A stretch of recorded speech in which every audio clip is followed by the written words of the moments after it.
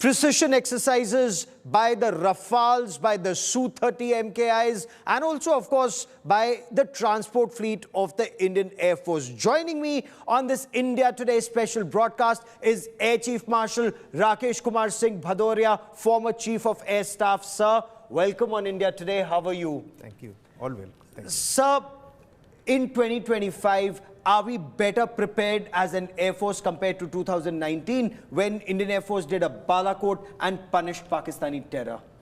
Oh, certainly. We are very, very much better prepared. If you look at the kind of assets that have been inducted post that time, Rafales have come in, S-400s have got operationalized, we have modernized our aircraft further, we have inducted new weapon systems, we have inducted new surface-to-air missiles. So, whole lot of changes in training, operationally, capability-wise, availability of weapons and overall, operational capability, so to say, much, much higher.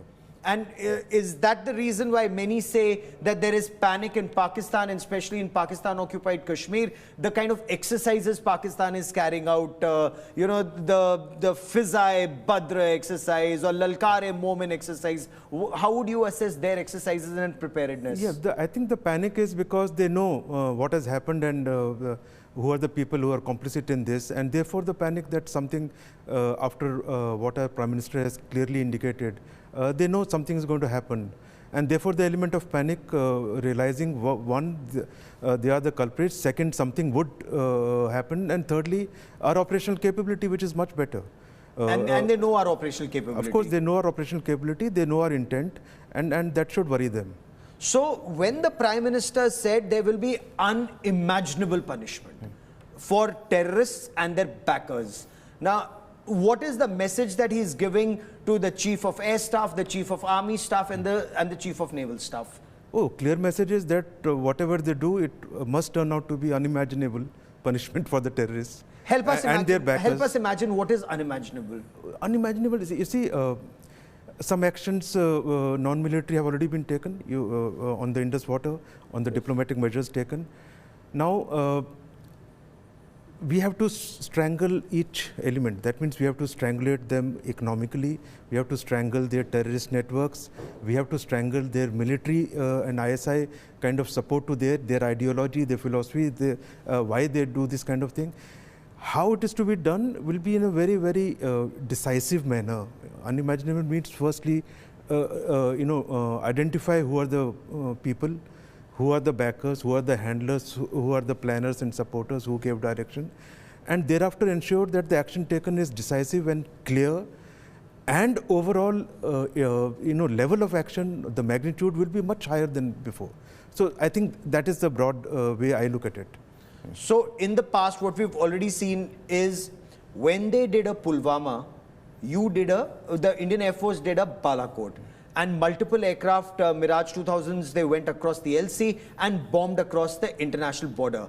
But the narrative war, we were not on top that time, because they said, fine, they came, but they killed some crows, destroyed some trees. How do you, are you also wargaming, or is the Indian Air Force also wargaming that? How do you stay on top of that narrative war this time? You know, a narrative they would always try to spin in their own way, and they have the entire media under them, they have the entire machinery under them. I'm talking of Pakistan Army. But when they say only a crow was killed, they didn't take any journalists there for the next 45 days. They didn't expose that place to anybody. Earliest they went was after 45 days, I think a small team, a very calibrated visit, a very short visit to some of the places. So they can say what they want. We know what was done, we know what was destroyed.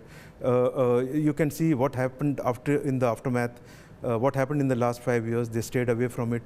Now they have done this crime based on their internal strife and the kind of situation they are facing and the kind of peace that was coming up in J&K.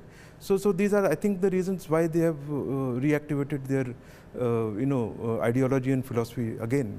What do you make of the statements that have been made by leaders like Khwaja Asif, who's a sitting defense minister, and on an international platform in the United Kingdom, he says, yes, we did it, and we've been doing it for 30 years. We've been doing the dirty work of the West in the past 30 years. And just now you have Bilawal Bhutto Zardari, former foreign minister, saying, yes, we did it in the past, but now we've reformed. What do you make of these statements?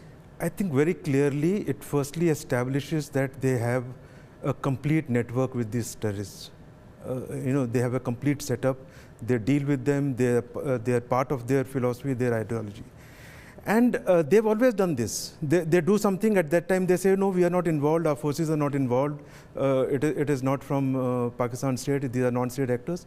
And sometime later, they will say, no, actually, Kargil happened. True. They said our defense forces are not involved at all.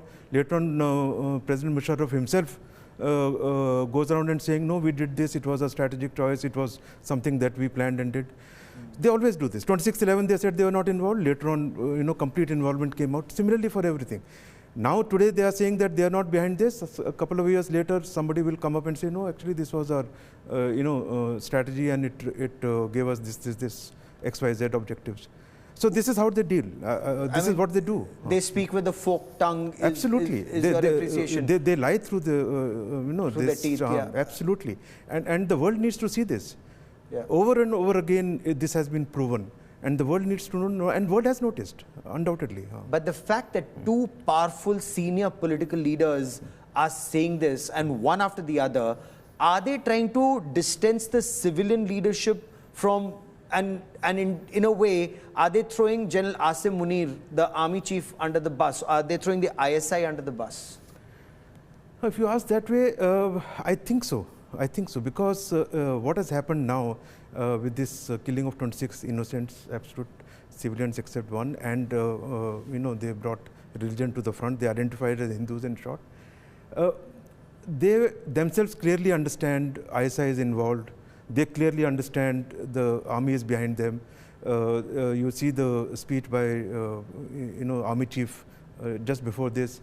So what you mentioned, that they are kind of distancing politically from this, I think is very much possible. I think that's part of the reason. Otherwise, they have no reason to say this. Yeah. Why are they bringing out now that we are doing the dirty job of the West? Yeah. If you are doing and you're not happy, you need to tell the West. You don't have to give that as an explanation when something is happening in Jammu and Kashmir, which is perpetrated by you. Also, the developments that are taking place in Pakistan, how do you see them in the past 48 to 72 hours? For example, DG ISI, a serving Lieutenant General Asim Malik, being appointed as the National Security Advisor of Pakistan. How would you assess this? Is Pakistan Army now completely taking control of power in Pakistan? No role for Foreign Minister or Deputy Prime Minister Ishaq Dar, no role for Khwaja Asif. It's either Asim Munir or Asim Malik. Absolutely. I think there's a very clear sign that whatever is left in terms of some control, if there was somebody else in there, that's a very critical post. That is very critical for their narrative on the world stage. And they want to control that. It's a very serious development. And again, world over, the people who interact, they need to see this. So they cannot sell this narrative anymore that they are not involved. And ISI DG himself acting as an NSA and interacting with the world leaders to sort of interact on this issue and convey their innocence. I don't think anybody would listen to them. So while they do this, I think they are axing their own foot. Oh, so interesting. Is the civilian leadership in Pakistan, and you've studied Pakistan very closely as an adversary, as an air power, but let's talk about as an adversary first. I'll come to air power in just a moment. Is the civilian leadership and civil society in a position, or are they trying to fight back and say whatever terror is there is done by Pakistan Army and ISI, not us? Or will this then become an, because it's India, everybody is together, even if it means killing innocent civilians, then they all become, it's some way waging that Ghazwa-e-Hind against India, and every Muslim is on board there in Pakistan? No, I think it is a mixture of all. Very clearly, Pakistan was struggling. Economically, they are in a bad shape. Militarily, they are in a bad shape in terms of equipment, in terms of how they want to progress. The military control on spheres which are civilian in nature is not being liked by the people, it's not being liked by the politicians there, and that is only growing. So there is and not to forget what is happening in Balochistan. So they are, struggling with their internal disagreements, their internal strifes, their internal, fault lines very badly. One of the reasons why this has come about is because of why Army and ISAF would have given their support or green light for this kind of thing is these are the background reasons. Okay. And of course, the other major reason is that they couldn't stand the peace coming up in J&K. When you look at the Pakistan Air Force, compared to 2019, are they also not much better prepared in 2025 with their JF-17 Thunders, with their PL-15 long-range missiles? Now they have long-range air-to-air missiles with their RAD-1s and RAD-2s. They have those cruise missiles that can hit 300 kilometers away. So aren't we vulnerable? No, they have inducted some more weapons, like we have inducted, but we have inducted much more. The aircraft that you talked about were there earlier too, but they have a new missile. We have missiles of capability that are better integrated. Rafale has a better overall integration and a superior missile.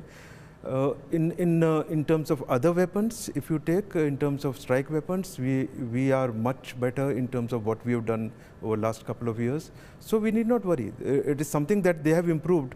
But what we need to do, we will end up doing. Okay. And when Pakistan Air Force... And similar is the state. You are asking about Air Force, but I would say similar is the state on the Army front and the Navy front. Okay. So our defense forces overall today are in a much better position that they were earlier. And don't forget it, equipment is not everything. Yeah. It is the intent and it is what we need to do. When we decide, we will do it. But, is it like Balakot was seen as a one-all?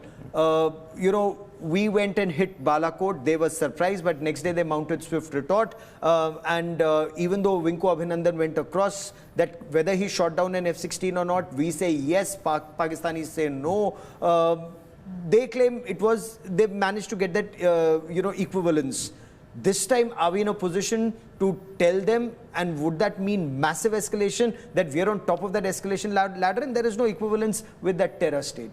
No, if you compare, firstly, Balakot wasn't one-all. It is their narrative. It wasn't so. Okay. In absolute peacetime, we have hit a terrorist, camp so deep in their territory. It is the first time that we have crossed after 71. That itself changed the game. So it was not one-all at all. That is the primary objective that we had. We achieved it. The next day they launched a mission there. If it was one-all, it's fine. Okay, it will always happen like that. But that was not the primary issue. Objective. Issue was what we wanted to do, we did. Okay. Now today, if we have to do something similar, we are in a much better position. Whatever targets get identified, for whichever defense forces, however they finally decide, it is for the, you are aware that it has been left for the forces to look at targets and decide the timing and the kind of target and what to do, what mode, and I'm sure the results you will see is what makes more better. sense? How does one deter Pakistan? So after 2019 Balakot, we haven't had a terror attack in the rest of the country. We've had it in J&K, but not in Mumbai and Delhi and rest of the country. But I want to understand from you, what do you need to hit as the armed forces of India, as a much superior armed forces, as you insist, and as we know, that Pakistan doesn't even dare to spread terror in Jammu and Kashmir? Military targets, non-military targets, take out a Hafiz Saeed or a Masood Azhar, or take out their Mil Jihad complex. And what does that mean in action on ground? I will not go into what kind of targets and what will forces actually do, because it is, a very calibrated exercise. It is well thought out. It will, firstly, everything will get identified, tracked, located, and thereafter chosen. Okay. But the directions are very clear. Get the perpetrators here, accomplices, the handlers, the backers. Okay. So they will identify all these people and all these establishment behind, and thereafter they will be targeted. What is best to do? We don't have all the inputs. I will not hazard a guess, and it is you can be rest assured what defense forces will decide finally and do after clearance by the political leadership would be of the nature of what directions have been given. So it's completely hypothetical. The fact that the Americans were able to send in their Marines and take out Osama bin Laden. Of course, they came in from the other side, and the Pakistanis said they don't have their radars on the Af-Pak border. All their radars face India. Will we ever be in a position that we can take out a Hafiz Saeed or a Masood Azhar or a Dawood Ibrahim in any way in Pakistan? Other than a missile strike or a Namalum Afraad, as the Pakistanis put it? If that becomes the intent that this has to be done, then it will be done. It can whether be done. It needs to be done, whether that is what will be the intention or one of the action points, it is, people who are dealing with it and when they all have all the inputs. But your question is, what I will answer is, if that needs to be done, it can be done, it will be done. Outstanding, sir. How would you see Pakistan shifting half its F-16 fleet away from the India-Pakistan border and tucking it away in Gwadar? Some see it as fear. Do you see it as fear? Do you see it as tactics? The F-16s is something, and that Block 52s is what they're completely shifting out. Yeah, no, it will be part of their operational deployment, looking at the threat that they see. And the possibilities that they are imagining that we do. So a lot of it would have to do with where they want to deploy. And of course, one of the major factors of this deployment is also to ensure their own safety. So it is fear. Yeah, it is fear from that angle. But they will always do it in terms of operation deployment. The important issue is that we have only said that we are going to target the terrorist network and everything's behind. Their whole army and air force and everybody is responding. Okay. Two things. One, they are aware and they can sense that we will do something that would be substantial. Okay. Second, they probably are under the impression, because of them being complicit in it, they know what ISI does and what Army Chief said, and how military has got involved directly in this. And therefore, whether this time some military targets would be legitimate as part of this chain that gets identified is to be seen. Oh, but they would imagine that this could be one of the things. So they need to stay awake at night now.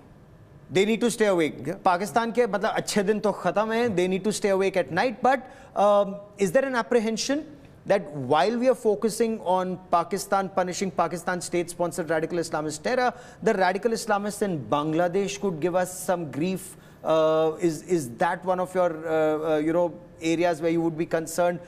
How would you see the response or lack of it of China in such a situation?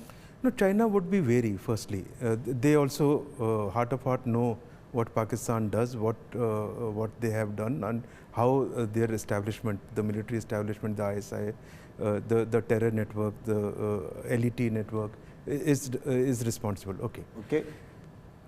China would not openly say it for reasons of their links and historically what has happened in the last couple of decades. But what level of support they'll get from China? I think militarily they would get support from China. That is what we have to presume. On the Bangladesh side, what you mentioned, our agencies and our establishment is well aware and they can contain it well. I don't think there is any issue to worry. Fair enough. You sound extremely confident and you've headed the Indian Air Force. You've been a part of it for over 4 decades. For joining me here on this India First special broadcast, Air Chief Marshal Bhadoria, many thanks, sir. Thank you.